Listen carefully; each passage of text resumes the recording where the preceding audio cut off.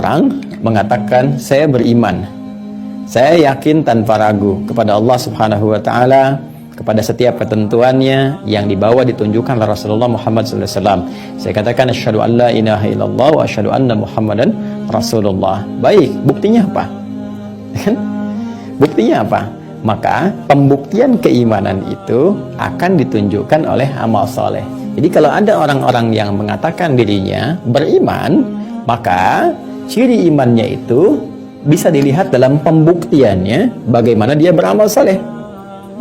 Ya, baik itu terlihat dari amalan ritual, ya, ataupun amalan sosial yang nampak melalui perilaku dia, ya, dalam berkehidupan.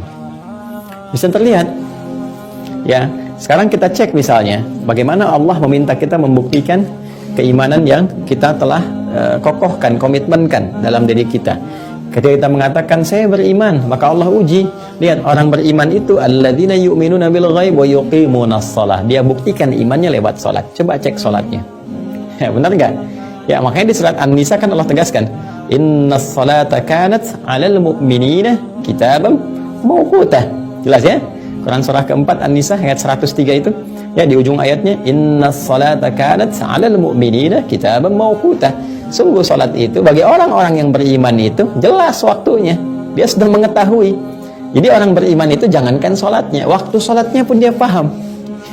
Di standar salat itu mengetahui kapan dia mesti salat. Besok subuh jam berapa saya salat, dia siap-siap.